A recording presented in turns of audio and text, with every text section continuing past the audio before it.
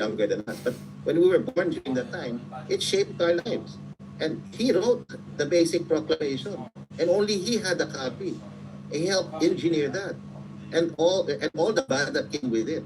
But then again, the redemption happened when he broke away from the dictatorship. Now, people are arguing, oh, did he really break away? Was it a rear guard action? In one interview with President Bongbong Marcos, basically, he did it to save the public so that the public will not fall in the hands of the left, which was disorganized at that time. So was he truly a hero in history? So it's both a paradox, and a complex thing to answer right now in your beautiful show. Maybe we should give it some time. Yeah, we're gonna get historians on this. Yeah. Ako, But anyway, those are some of the things that it's really hard to classify such a long life. But then again, I'm biased about what Dean Gary said. His complicity in the dictatorship, his him being a symbol of the enduring changelessness of Philippine politics. When you look at patronage, when you look at particularism and personalism in politics. But at the same time, you're right. He's also a symbol of the fact that over time, you can rebrand as the Marcos. yeah, it's a political Marcos skill. rebranded. Absolutely, it's a Yeah. political skill. You have to survive, and in a context where there are no institutions that are strong enough to how should I say, define politics, like along ideas, ideology, platform, institutions like parties, political parties. You have to give it to the guy. He's a survivor, and this person went to jail, not for long, but he went through all these struggles. Yeah. So one has to also reflect on that kind of life. That at some level there was some attempt at redemption. Whether that's genuine or not, the jury is still out. I mean, talaga, I can see the hedging constantly by everyone. But Yeah, I know. ang point ko It's hard, naman, the best way to put it is that he's a mirror to Philippine political history, right? And we can work it from there.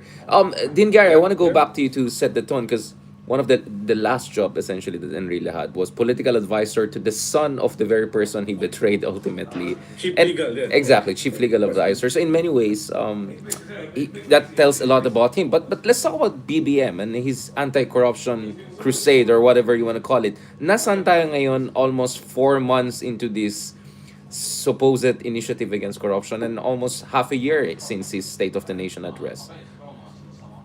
Earlier, si BBM had its press conference on updating all the initiatives that his administration have done and been doing, especially with the ICI investigations, all the bank frays. He gave his number, and then he said that may mga makukulong Yeah. na hindi magiging maganda ang Pasko. So it's a very strong statement, and people wanting it. I remember sa mga pag-uusap nga natin sa Deep Dive FYI series, at the end of the day, importante talaga na merong makukulong. Hindi lang simpleng kinasuhan. Dapat meron talaga ikukulong. At dapat may managot. So at this point, I can say still Sorry, there's mga tao, sort ibang of tao dito. some changes, some development, but nababagalan pa din naman Mga kakaramihan. trabahador In the dito. same manner, we also experience, kumbaga sa grading system, kung magbibigay tayo ng grade ngayon, Ranjit, medyo incomplete pa ang trabaho ng ICI. So even the anti-corruption campaign, hindi ko pa talaga masyadong fully ma-appreciate. Ako, hinahanap ko nga dyan yung discussions on forensic accounting. I mean, it's very crucial the money trail Of course, it might be somehow a serious or medyo may secret stuff ito, but on the other hand, that will connect the dots of all these people. So, I think that's how I describe right now the anti-corruption campaign of BBM. Prof. Ranjit, going back to thanks for that, Din Gary. I mean, realistically, is there a Goldilocks strategy for here, Marcos? Kasi if he goes too much on this anti-corruption, he's gonna destroy his political coalition. Baka mag-defect pa sila sa kabila. And we'll discuss that a little bit later on, yung plans for people power. But if he doesn't do enough, he's gonna be seen as either feckless or worse, just creating a fake anti-corruption initiative, which could further anger people. So actually, yung room for maneuver is not that much, and you really have to get that Goldilocks level of basically not burning down the house while cleaning up the house. That's gonna be a very tough balancing act. Which is why we question from the very start the way this was calibrated. There's nothing wrong with revealing this. It Right. was the way it was done. Si And Prof. I don't, Ranjit and I Dean think Gary. in my heart of heart, the way it was done, because it was a PR stunt, no? At the Right. start, not thinking that it would open, Pandora's box Yeah. of so many things, no? Okay. Well, that's water under the bridge. No? Wala na, tapos na, yeah. As I was saying, once you open the Pandora's box, there's no turning back, and we have to go forward. No? And the way forward is, the report today. And I had just to be transparent. I had an interview with the new ombudsman, Boying Lamulia, who Right. told me about harrowing experiences in his life and the need for him to leave a legacy. When you hear Right. him, I think BBM and the ombudsman are clear. They mean business about corruption. I got a perspective from them. They say what they mean and they mean what they say. And what they said yesterday for Boying, Ombudsman Boying and the president today is that people will go to jail. They have given a number of people. They have said that maybe some senators might even go to jail. Yeah. So while I know it will not appease the angry crowd who want blood, no, our surveys are clear. People are very angry. 60% are very angry. A big chunk of that, more than 60% of millennials and Gen Zs, they have the highest, beyond the national average, who are very angry and want three things. Now, one is they want accountability. Two, they want people to go to jail. And three, they want restitution. So that's what the surveys are saying. They're not asking for a cleansing of the DPWs. That's number 4. They're not asking for better flood control projects. That's number 5. Right. The top 3 are about justice and accountability. And so the government has to perform, no, or else they will disappoint again. And when you look at the new trust and approval numbers of the president and vice president in Octa, they all went down. And not just went down, they went down drastically. So this is the first time we've seen BPM go down to low 50s. And at the rate we're going, we're not very positive about it recovering anytime soon. Yeah. Why? Because at least based on his pronouncements today, the cases will only be filed, towards the end of November, early part of December. So it will take time for people to be appeased, no? And so we don't expect that the numbers So walang will- Christmas gift. We're not expecting some year-ender, And he made an announcement today. That Yeah. will be the Christmas gift to the people, but it won't be a Christmas gift to those who will go to jail, no, obviously. But what I'm saying is that these numbers, these trust and approval numbers, we'll find it, I feel it will be very hard to see recovery in these numbers if the administration does not perform. And it has to perform on a range of issues, no? Yeah. The survey says it has to deal with inflation, now corruption, the issue, of course, of wages, okay? And these are very complex issues that I feel the executive alone cannot resolve. It has to have a very good coalition with Congress. But how is that coalition now? You just said it right. That coalition is fractured at the moment. And, I don't know how that coordination between the executive and the legislature will happen. And I hope it happens because it will benefit the Filipino people, especially when we get a better budget now, no? Yeah. 51 billion was slashed. Tama ba? Yeah, 50 billion was slashed from the DPWH budget. And I just heard very good Senator Win Gatchalian, very good Senator Pia Cayetano talking about how it's going to be reallocated to health and education. So we're hoping that coalition of the willing in the House and the Senate will continue. But I don't know how long that coalition will continue if there's so much pressure, so much political noise happening. So this is a complex thing. So the president has to first make the first step. So unlike Gary, I'm hopeful that the first step is putting some people to jail. But the long-term solution, as we all know, is institutional reform. And we're hoping Yeah. the initial steps that undertaken by Secretary Vince Dizon to improve how bidding is undertaken, the monitoring system, and including reducing the cost by 50% of overpriced DPWH projects will do the job. What we all know is that this scandal, this expose of the president has cost the third quarter as far as our Yeah. GDP is concerned. It has cost him politically. So we have to give him the benefit of the doubt. He's trying his best. He's risking it all. And it's from that perspective I'm saying that he probably means what he says and says what he means, that he wants corruption to be resolved in some fashion, no? At least make the first steps, no? So Yeah. I think he's trying very hard. And I think there's a consciousness now in the administration. It's not anymore important to be popular. They're not running anyway, and they don't have an heir. Okay, what's important now is not popular to be popular, but to do the right thing. And I think that's what the president has made a statement about. I'm going to do the right thing, whether it will cost me politically, it will cost some temporary slowdown in the economy, but this is the right path to go.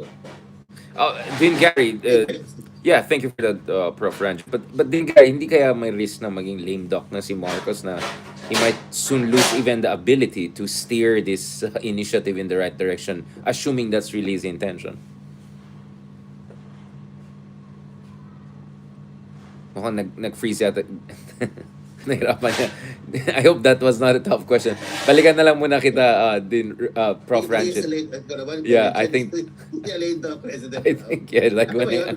nag-freeze talaga si Because ano. of the expose, I think the president's now, to a great extent, I think he is in that lame duck state now. He's very reliant on his very thin coalition in the Senate.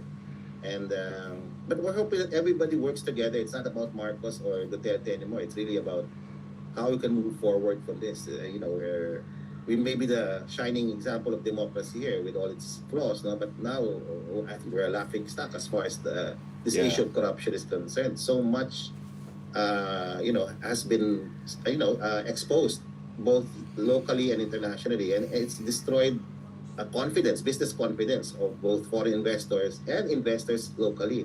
So we really have to show something for all this suffering we're now experiencing because of this movement that we've started. And I'm saying this, I'm supportive of this move, but it will be painful.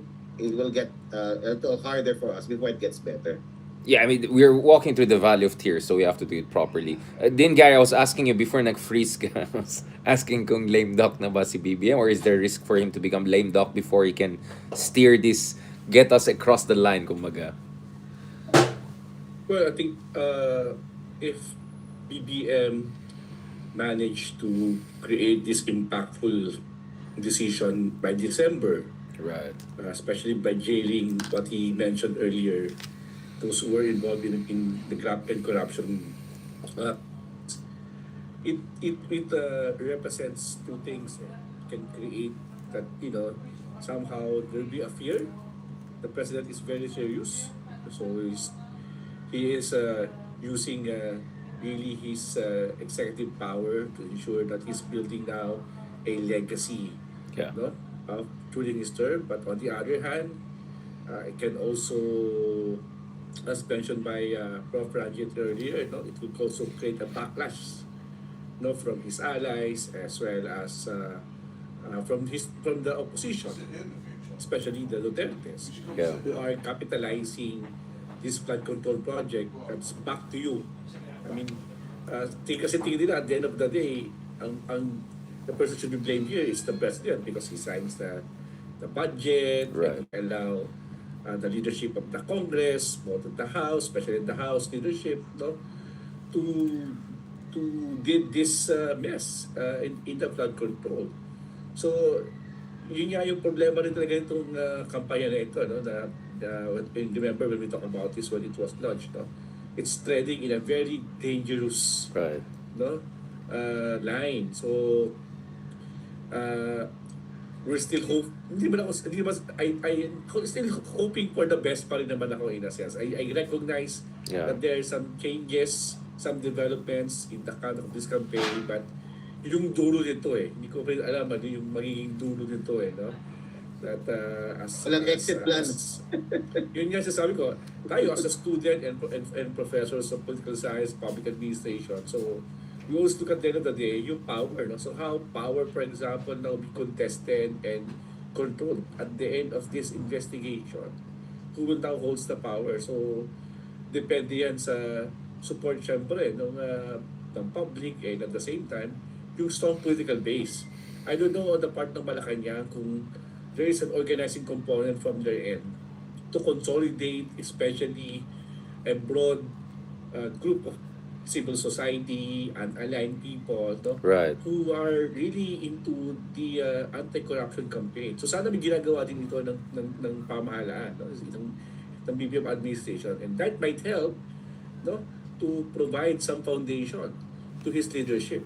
Kasi at the end of the day, malaking public support dito Kasi, di ba, sa mga insidente, halimbawa sa UP Games, sa Lasal, o Ateneo, ang taas ng mga sentimento ng mga tao, especially during the halftime, yung magcha-chantilan ng anti-corruption chanting, ang dami. So, you observe this. Kaya importante how are this consolidated na hindi ito simpleng campaign, but really part of a political base building outside of the traditional elites, outside of the political families that can generate a potential force in 2028 at the same time support this administration's anti-corruption campaign at the end of this PBM's administration in 2028. So yan dapat din ang ginagawa para maiwasan natin na yung pagiging lame duck. And tabaw sa Right. ng mga tao sa Malacanang. I hope they can do that. Yeah, I mean, I want to end on that point because it's very important. But before we go there, puntahan natin to kasi itong November, may expectation na magkakaroon ng mga malawakan na rally. We know that there are pro-Duterte elements, including major religious groups who are supposed to come together. Some would say, some are smelling blood because the president is on shaky ground. Some would say, no, they're actually desperate that there could be next. Kumbaga, use it or lose it ang situation dito. Prof. Ranjit, pag-usapan natin itong, and in fact, there are discussions that including someone who used to be the spokesman of BBM is now under, I don't know, surveillance or something for potentially destabilizing activities, etc. Like, how serious should we take that? I think there have been serious attempts at pushing this so-called withdrawal of support initiative. Our contacts in the armed forces have been informing me that it's a serious attempt. But our surveys are pretty clear, no? In the third quarter, we asked everyday Filipinos, would they still choose democracy even if it has so many problems? 80% said yes. Yeah. Okay. When asked about military intervention, should the military intervene in politics, resolve political questions, 70% said no. And by the way, the armed forces, one of the most professional organizations in the country, very well after the church, the most organized institution is really the armed forces. Right. Better organized than any bureaucracy we have any other example of bureaucracy we have in government. They're very organized. They have surveys. They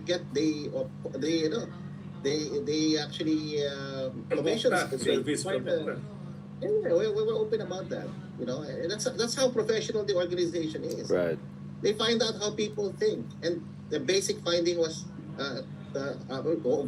one basic argument was that, our basic finding was, people support the armed forces. Their trust and approval is high, not just because the armed forces is there during disasters and they see that the public service institution, not just because they're protecting, their professional organization protecting our own sovereignty, our territory, but third, because they're professional and apolitical. It's largely apolitical nature of that people find, is one of the reasons why they trust the armed forces as an institution. Ano yung first reaction, after the flood control fiasco? Who's gonna build the bridges? Pagawa na lang sa IFP yan. Pagawa na lang sa That's how people think of our armed forces now. And that's how they think about themselves now. They've had history is, history has taught them. If Right. they intervene in politics, in the end, they'll be shooting each other. And then be utilized by a politician, and in this case, a geopolitical player. They know all of these things, and they're very clear about their role. Their role is to stay out of politics, to protect the people, to protect the constitution. And I'm accessible to them, and they're very clear. And what they disdain actually is politicians trying to, force them, convince elements within the armed forces to become more politicized, no, and play a more political role. But that's the armed forces is clear. So with all of those things, no, I think to a great extent, this movement, this anti-government movement, has, they were planning 3 days. Now it's just one day. Now, and we have to give it, no, to these religious groups. If it's their constitutional right to protest, and the Catholic Church and other groups are going to protest at the end of the month, no. And it's important. Gary was right. This can turn into an advantage for the administration if they actually go into organizing. This anger can be channeled into creating movement, kilusan, for change, no? Which right now there's no leader, but it can be government, that can be the spearhead for this. And the organizing part, yeah, Gary's correct, no? I think government should take it more seriously and connect with these organizations. Bring people back in to the governance nexus, no, or framework. Because people can help, for example, very productive, very constructive. Let people's organizations monitor government projects. How hard is that, di ba? Di ba? How let people come into the budget process at the very start, so we don't have all these problems, di ba? That the budget is being allocated this and that for this and that, no. So I think Gary is completely correct. The government's missing an important opportunity here to Yeah. be the spearhead of this of building a more constructive, no, you know, uh, movement, no, built up or built up with people's organizations all focusing on one thing, trying to improve governance, trying to end corruption. Sayang yung opportunity kasi galit yung mga tao. I mean, the government can redirect that to something more productive, which is, bantayan yung ating mga infrastructure projects, bantayan natin mga politiko, isumbong mo kay presidente. So I think tama si Gary doon, kulang sa organizing. Kulang sa pagtingin, no, na yung value nitong mga kilusan yung kilusan na nabubuo. So nawawala sa kanilang kamay, and then obviously who's in charge now? The people, there's a segment, alam naman natin kung sino to, mga to. Now they're taking over that movement and saying, no, this movement should not go towards something constructive. It should go towards withdrawal of support. So this is a missed opportunity for the administration. I think they should take advantage of it. I'll go back to Dean Gary. Thanks for that, Prof. Ranjit. I mean, pag-usapan natin yan because people are saying, is BBM even in a position para gumawa ng ganitong interface with the progressive liberal civil society? Baka dahil malapit na siya maging lame duck, baka dahil yung isa takot sila na just being close to BBM might undermine their credibility. Baka mahirap talaga to put them together. Do you think there are conditions for some sort of a tactical temporary interface to happen there? I think clearly there's going to be a lot of discomfort on both sides because we're talking about very people who have been attacking Marcoses and the very people that the Marcoses have been at cross purposes with for quite some time. So is the kind of a tactical coalition even workable? Is even desirable? Is it the only game in town? Given that the alternative would be return of Duterte to Malacanang by all, or something even worse, probably a revolutionary government. Yeah. Well, at this point, to be honest, my revolutionary self is becoming more pragmatic in a sense that I have to coalesce with a what we call a neo-Gramscian approach, a cross-class alliance, just to ensure that at the end of the day, we will prevent the major challenge in the Philippine democracy. That will be the Dutertes. So I think it's will be prudent, for example, for people to really find a common ground. So hindi sinasabi na we are simply natin, no? Parang how to call this, no? Sa simbahan ay pinapatawad na natin kaagad. May Yeah. absolution na tayo sa mga Marcoses. Hindi naman gano'n. We're still looking at the problem in this government, especially nga in budget, yung kakulangan, for example, in addressing the basic And good morning guys, kamusta kay But Janet? at the end Good of the day, afternoon or good meron evening kang kung saan kayo. existential Fortunately, kahapon I was not problem able eh, to na do our kinakaharap met. natin. And that will be Sorry, I don't know. this coming 2028 election. So we have to join force to ensure that we will prevent that existential threat. No? Sa akin, ano yan mabigat yan mabigat yan kanyang challenge na kakaharapin natin. So, working with various sectors in the cross-class alliances, I think is very important kasi Yeah. it will be a number game Saka tayo magdebate. Well, in fact, pwede naman tayo magdebate along the way. But the point is, paliwanag dapat yung terms ng pagsasamahan ng mga tao.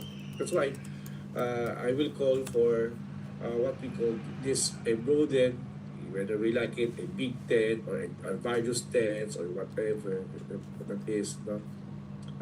But this will carry some hope, no, to hold the line against further abuse in our institutions, weaponizing the law against every one of us who will be,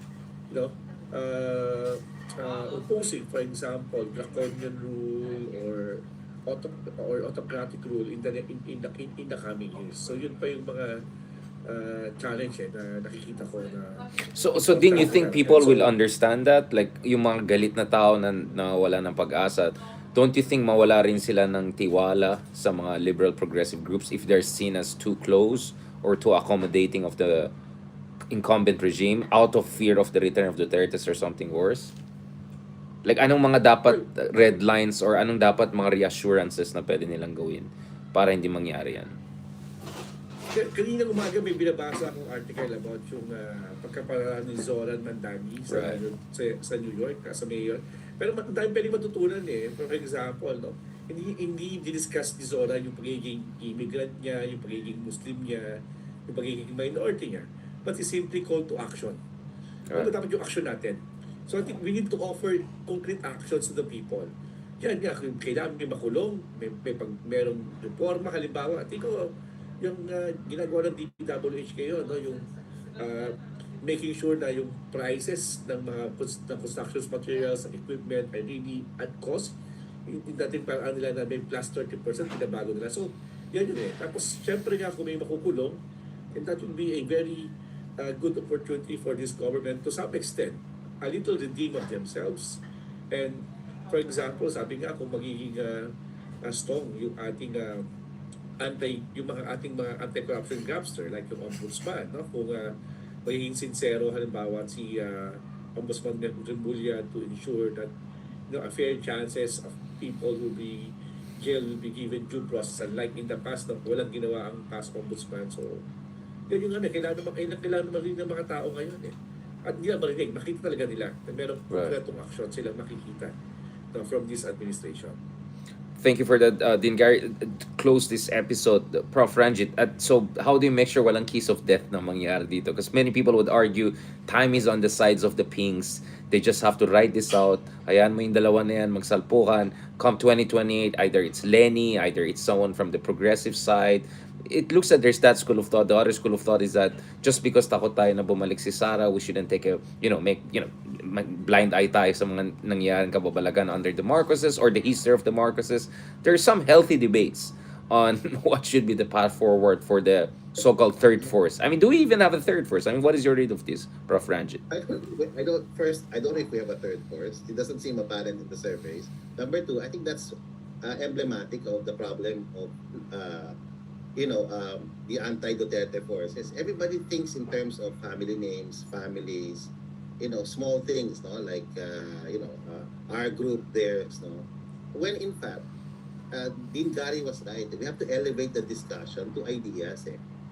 We're defending liberal politics, whatever is left of it in the country. And trust me, Richard, tactical coalitions are the only way for liberal parties in this country to remain viable, especially in a fragmented democracy like ours. Without such coalitions, no, liberal politics, I should say, risks fragmentation, irrelevance, and eventually captured by illiberal majorities.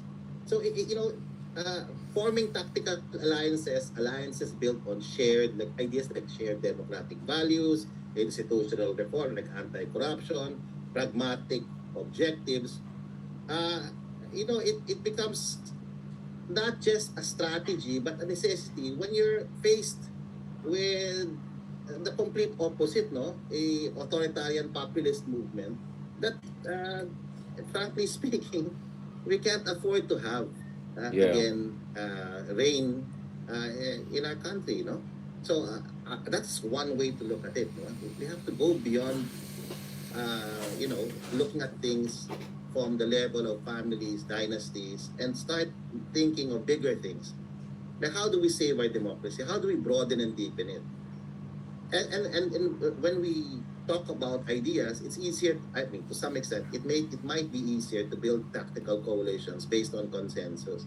But this is the future we want for the country.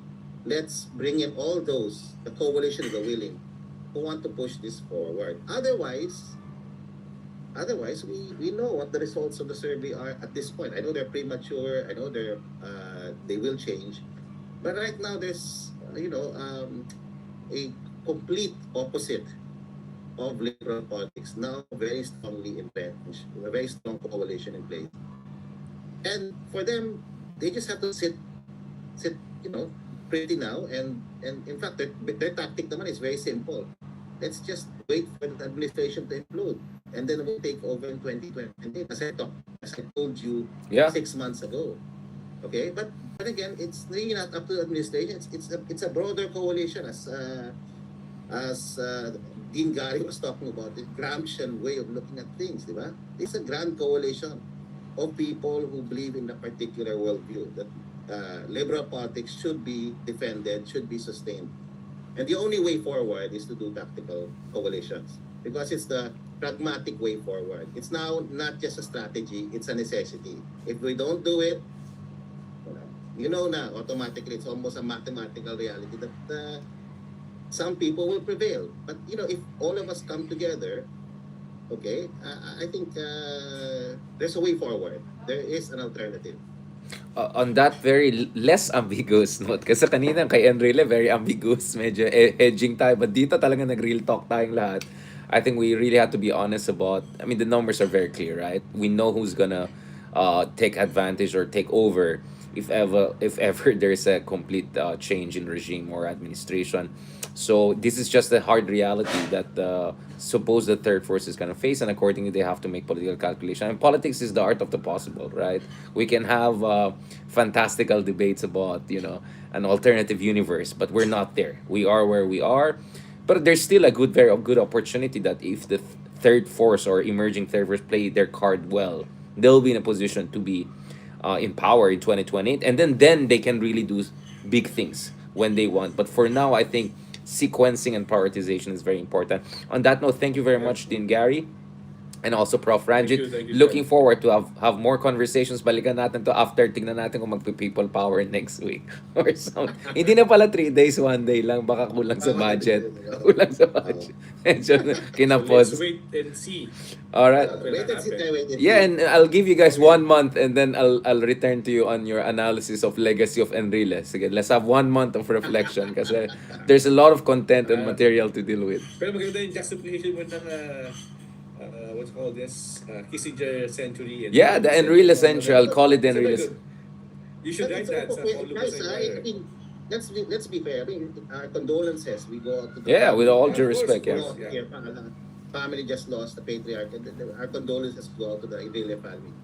So, sans the critique for this time, okay, let's have After a month, let's have a Yeah, proper yeah. conversation. Prayers to the family, Yeah. with the late President, Yeah, late said President Enrile.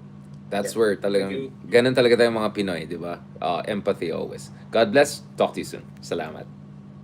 Thank you so much, guys. Maraming salamat. Balikan ko yung back to the meetings and all again. There's gonna be some big debate later on sa Oxford Union. So, habol din natin yan. Thank you so much, guys. Maraming salamat. Tuloy-tuloy natin discussion. Hopefully tomorrow we'll have Sir Ronald and then Quad on Saturday. Salamat. Talk to you soon.